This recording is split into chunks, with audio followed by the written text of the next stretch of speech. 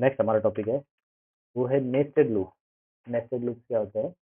तो nested loop जानने से पहले लूप के बारे में जानकारी हो, अगर आपने नहीं देखा तो हमारा मेरा पिछला वीडियो देखें आप, और उसमें लूप के बारे में पूरी डिटेल्ड जानकारी है। और लूप, वाइल लूप और लूप एल्स के भी बारे में जानकारी और कुछ एग्जाम्पल्स भी है।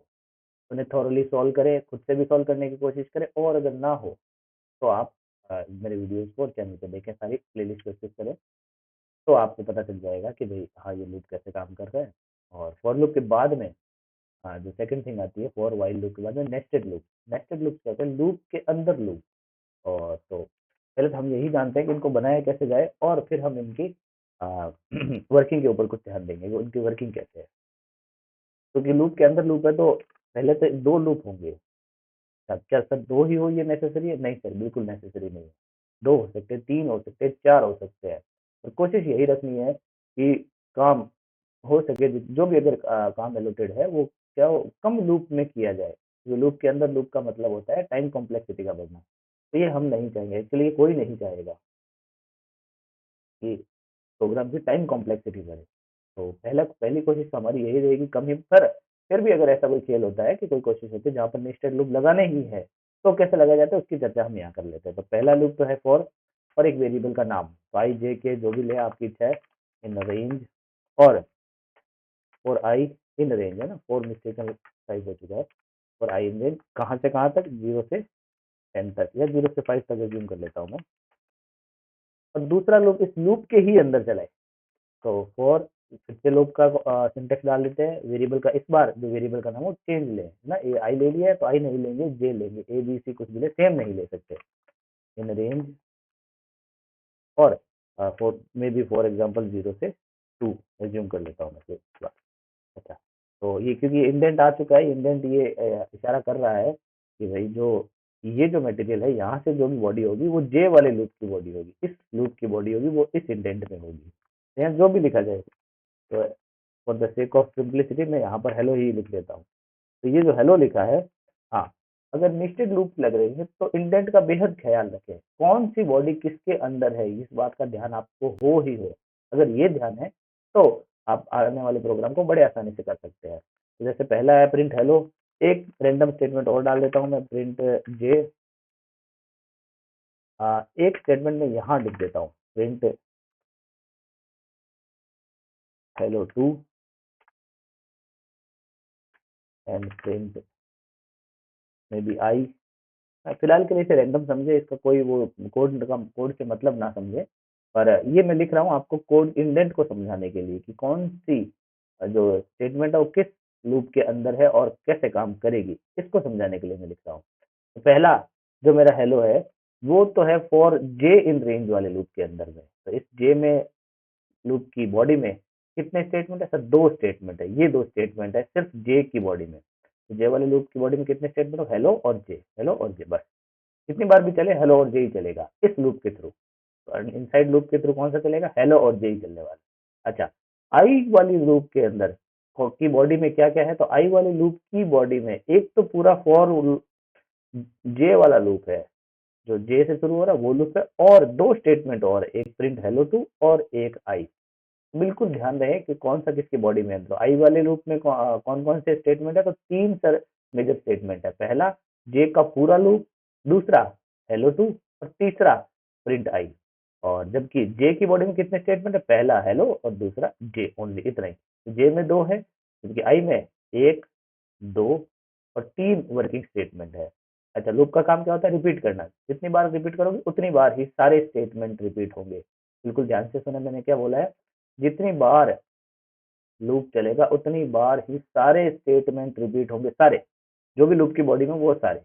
ठीक है भाई, अब हम क्या करते हैं, इन्हें तो हम एक बार हटा देते हैं और इनकी जगह हम क्या करते हैं, एक वैलिड टू ही लिखे, बेहतर रहेगा।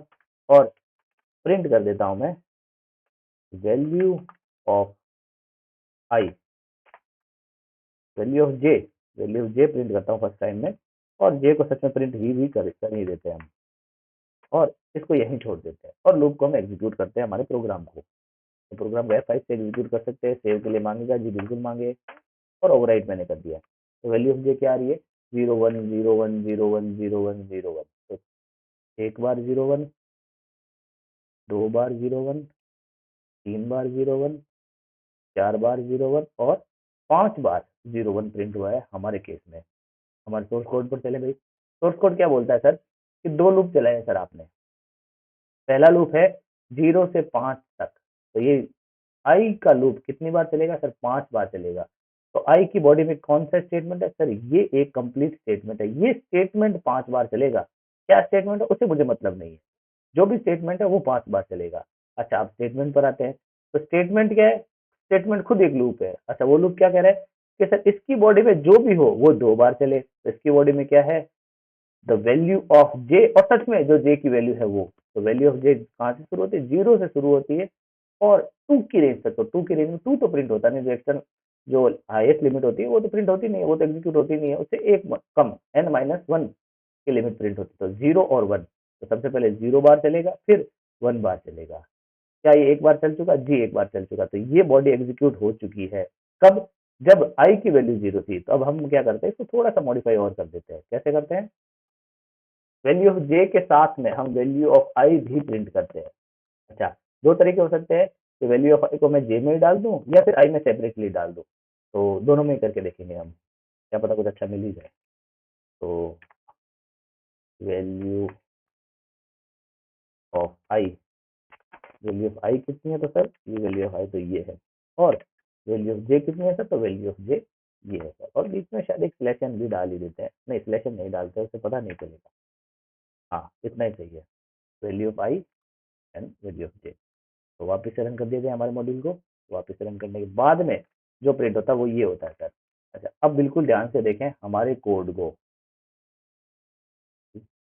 ये पड़ा मेरा कोड। हाँ, तो वैल्यू ऑफ ये पड़ा मेरा कोड। वैल्यू ऑफ आई जब लूप चलेगा तो स्टार्टिंग होगी लूप की इनिशियल रेंज से। स्टार्टिंग रेंज 0 है भाई, बिल्कुल। तो 0 से स्टार्ट होगा और 0 से स्टार्ट होकर जब आई की वैल्यू 0 होगी तो फर्स्ट टाइम लूप की बॉडी में एंटर करेगा तो उसके सामने एक और लूप के लिए मिलेगा। वो लूप क्या है? जे की वैल्यू वेरिएबल से चल रहा है। तो जे के वेरिएबल से जो लूप चल रहा है वो 2 बार चल रहा है।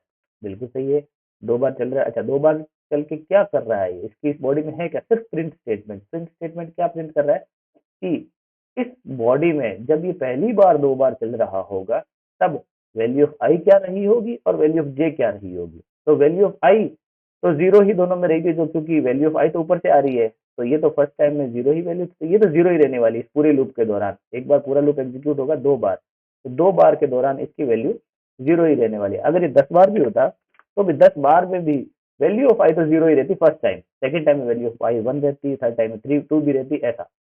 तो फिलहाल कितना ये 2 है। तो वैल्यू ऑफ आई दोनों टाइम में 2 ही है। बदल क्या रहा है? इस जे में पहली बार में बदल रहा है सिर्फ जे की वैल्यू, जो 0 और 1 हो रही है। तो कैसा प्रिंट हो रहा है? वैल्यू ऑफ आई 0 है और वैल्यू ऑफ जे 0 भी हो रही है और 1 भी हो रही है। अच्छा, जब पहली बार वैल्यू ऑफ आई 0 के बाद में इंक्रीमेंट हुई फर्स्ट, जब वैल्यू ऑफ आई में 1 गया तब जे फिर से 2 बार एग्जीक्यूट होगा। अच्छा, क्योंकि जब जे 2 बार एग्जीक्यूट हो रहा है तो दोनों बार में वैल्यू ऑफ आई तो 1 ही रहने वाली है। तो वहां पर भी एक केस प्रिंट हो रहा है, वैल्यू ऑफ आई 1 है, जबकि वैल्यू ऑफ जे फिर से 0 से 1 तक चला है।